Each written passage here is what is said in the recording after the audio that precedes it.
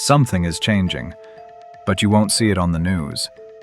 There are no protests, no declarations, no single moment you can point to and say, that's when it started.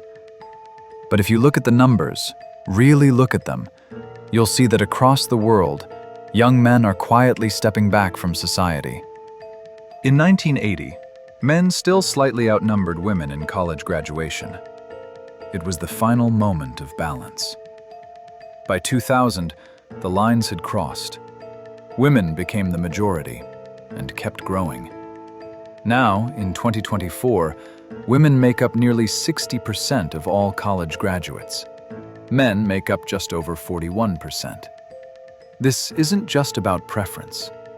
It's a multi-decade trend of divergence, from balance to shift to separation.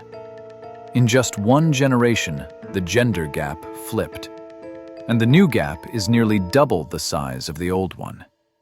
But now, it's men who are falling behind, and it's not slowing down. This shift is the result of deeper changes that have been building for decades. The workplace tells a similar story. Among young men without college degrees, labor force participation has fallen to historic lows. Many aren't even counted as unemployed. They've simply stopped looking for work altogether. They exist outside the system. Here's where it gets interesting. This isn't just an American problem. In South Korea, young men are leaving the workforce at alarming rates. A growing number are classified as neither working nor seeking work. They're just disappearing from official statistics. In schools, male students are already falling behind their female peers. Japan saw this coming decades ago. That's where the term Hikikomori was born.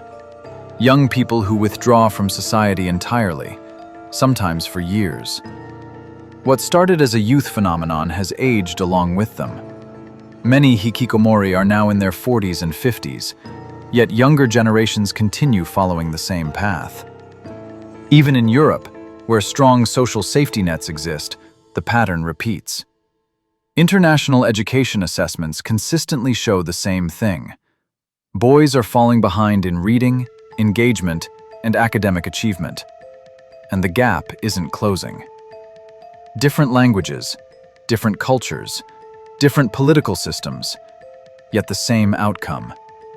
Why? Because this isn't about culture, it's about structure. These are four main structural shifts that people are experiencing. 1. The education system has changed. Modern schools are increasingly designed around sitting still, following instructions, and excelling at tasks that require sustained attention in controlled environments. These aren't bad skills, but they favor one learning style over others. Many boys learn differently. They need more movement, more hands-on work, more immediate feedback. This isn't a deficit, it's just a difference. But when the system doesn't accommodate that difference, those boys don't fail because they lack ability.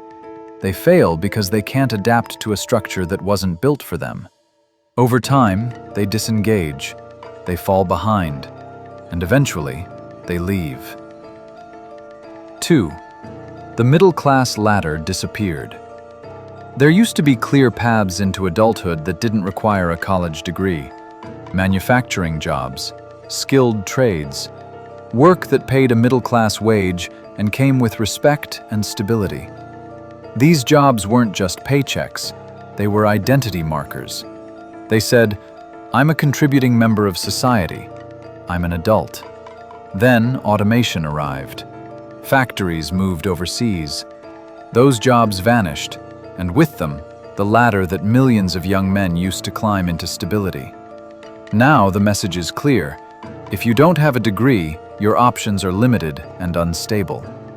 But what if the education system already pushed you out? 3. The role vacuum. Women's roles in society have expanded dramatically, and that's a good thing. Women can now pursue careers, leadership positions, and life paths that were closed off for generations. But here's what hasn't happened: a clear conversation about what's expected of men in this new world. Old models of masculinity don't fit modern reality, but new models haven't been widely articulated or embraced.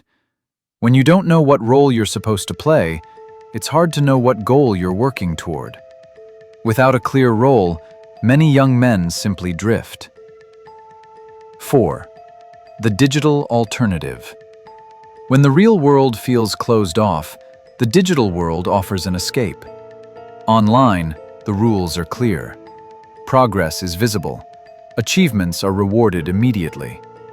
Whether it's gaming, social media, or online communities, these spaces provide structure, purpose, and validation, things that feel increasingly scarce in the physical world. The internet isn't the cause of withdrawal. It's the replacement for a world that stopped offering opportunities. This isn't about taking sides. Let's be clear, this is not an argument against women's progress. This is not a call to turn back the clock. This is simply an observation about what happens when a system changes without ensuring that everyone has a path forward. When a significant portion of the population disengages, it doesn't just hurt them, it affects everyone. Labor markets shrink, tax bases erode, birth rates drop, social stability weakens. This isn't a gender war, it's a structural crisis. The question we need to ask. We've seen this pattern in the United States, South Korea, Japan, and across Europe. Different countries, different starting points, same result. So here's the question. Did all these young men freely choose to withdraw from society?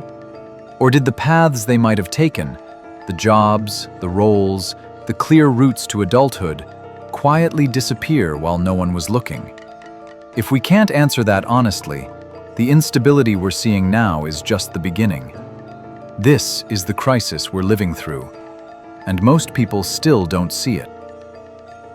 If these quiet shifts matter to you, if you believe that seeing the structure helps us survive the storm, then consider subscribing to this channel. And let's ask together, are we okay? Thank you for watching.